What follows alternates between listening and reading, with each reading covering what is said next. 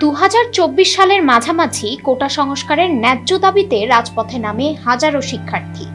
আন্দোলনের শুরুটা ছিল শান্তিপূর্ণ। তাদের স্বপ্ন ছিল সমতার সমাজ, যেখানে মেধাই হবে একমাত্র মানদণ্ড। কিন্তু অল্প দিনেই এই আন্দোলন রাজধানী ছাড়িয়ে পৌঁছে যায় দেশের প্রত্যন্ত অঞ্চলে। বিশ্ববিদ্যালয় থেকে কলেজ, স্কুল পর্যন্ত ছড়িয়ে পড়ে প্রতিবাদের ঢেউ। শেষমেশ তা গড়েছিল সরকার উৎখাতের ইতিহাস। 36 দিনের সেই আন্দোলনে ক্ষমতা ছেড়ে ভারতে পালাতে বাধ্য হন 15.5 বছর দর্দণ্ড প্রতাপে দেশ চালিয়ে আসা শেখ হাসিনা। 16 জুলাই 2024 ইতিহাসের ভয়াবহ দিনগুলোর মধ্যে একটি। রংপুরের বেগম রোকেয়া বিশ্ববিদ্যালয়ে হাজার হাজার শিক্ষার্থী জড়ো হয়। আন্দোলনের ঢেউ চরমে পৌঁছে যায়। আবু সাইদ 23 বছর বয়সী ছাত্র, পরিবারের প্রথম বিশ্ববিদ্যালয়ে যাওয়া সন্তান। আন্দোলনের একদম সামনে ছিলেন না, তবুও যখন পুলিশের দিকে হাত তুলে বলেছিলেন আমাকে গুলি করো, তখন সেই আবেদন পরিণত হয়েছিল মৃত্যুর আদেশে। ঘটনার কয়েক মাস পর জাতিসংঘ মানবাধিকার কার্যালয়ের এক গবেষণা প্রতিবেদন জানায় এটা ছিল পরিকল্পিত বিচার বহির্ভূত হত্যাকাণ্ড। গুলির ধরন, দৃষ্টান্তমূলক প্রমাণ, ফরেনসিক বিশ্লেষণ সবই দেখিয়েছে পুলিশের হাতেই খুন হন আবু সাইদ।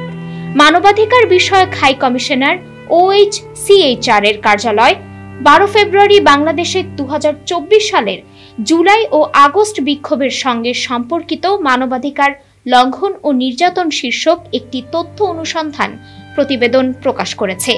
প্রতিবেদনে বলা হয়েছে, সঠিক ময়নাতদন্ত না হওয়া সত্ত্বেও নথিপত্র অনুযায়ী ক্ষত সম্পর্কিত ভিডিও ফুটেজ এই সিদ্ধান্তকে সমর্থন করে যে আবু সাইদকে কমপক্ষে 2টি প্রাণঘাতী ধাতব গুলি ব্যবহারে হত্যা করা হয়েছে।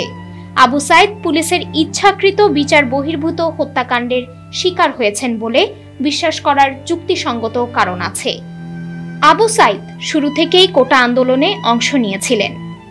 লয়ের 1 নম্বর গেটের চারপাশে জড়ো হয়েছেন হাজারো শিক্ষার্থী।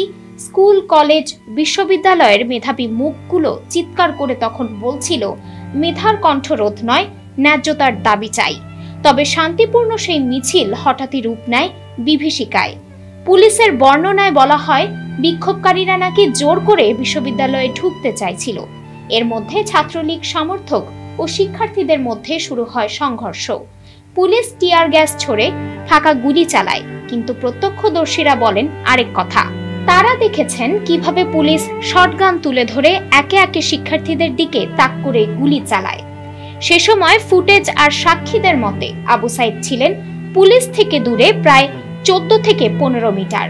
হাতে বাঁশের একটি খুঁটি ধরে উঁচু করে রেখেছিলেন 2 হাত, এক প্রকার আত্মসমর্পণের ইঙ্গিত।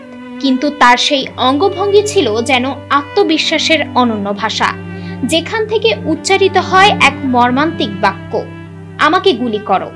তার দিকে তাক করে 2 পুলিশ সদস্য ধাতব গুলি ভর্তি শটগান দিয়ে একাধিকবার গুলি চালায়।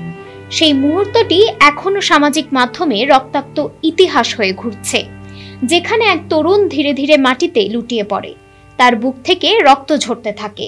জাতিসংঘের মানবাধিকার কার্যালয়ের প্রতিবেদনে ভয়াবহ তথ্য উঠে এসেছে। আবু সাইদের বুকের ডান পাশে পাওয়া যায় 40টি ধাতব গুলি, বাম পাশে 50টি গুলি। ক্ষত ছিল হৃৎপিণ্ড, ফুসফুস এবং পেটের চারপাশে। অভ্যন্তরীণ রক্তক্ষরণেই তার মৃত্যু হয়। চিকিৎসা পরবর্তী ময়নাতদন্ত ছিল অসম্পূর্ণ, আন্তর্জাতিক মানদণ্ড অনুসারে যথাযথ না। কিন্তু মেডিকেল রেকর্ড, প্রত্যক্ষদর্শীদের সাক্ষ্য, ভিডিও ও ডিজিটাল ফরেনসিক বিশ্লেষণ সবই এক ভয়াবহ সত্যের দিকে আঙ্গুল তোলে। আবু সাইদকে হত্যা করা হয়েছে এবং হত্যা করেছে রাষ্ট্রেরই এক অঙ্গ, পুলিশ। জাতিসংঘের প্রতিবেদনে স্পষ্ট ভাষায় বলা হয়েছে, আবু সাইদের মৃত্যু ছিল ইচ্ছাকৃত, বিচার বহির্ভূত এবং মানবাধিকারের চরম লঙ্ঘন।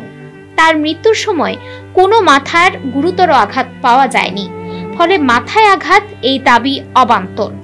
তাকে লক্ষ্য করেই গুলি চালানো হয়েছিল। তিনি কোনো হুমকি ছিলেন না, বরং ছিলেন এক প্রতীক, প্রতিবাদী, নির্ভীক এবং আজকের প্রজন্মের প্রতিনিধি। সাইদের পরিবার এখনো বিচার চায়। তার মা এখনো প্রতিদিন ভোরে ছেলের ছবি ছুঁয়ে কাঁদেন। ভাই বোনেরা স্তব্ধ। কিন্তু আন্দোলনের সেই আগুন এক নতুন প্রত্যয়ের জন্ম দিয়েছে। রাষ্ট্রীয় দমন পিষে দিতে পারেনি একটা প্রজন্মের প্রতিবাদ। ডেস্ক রিপোর্ট, আজ বার্তা।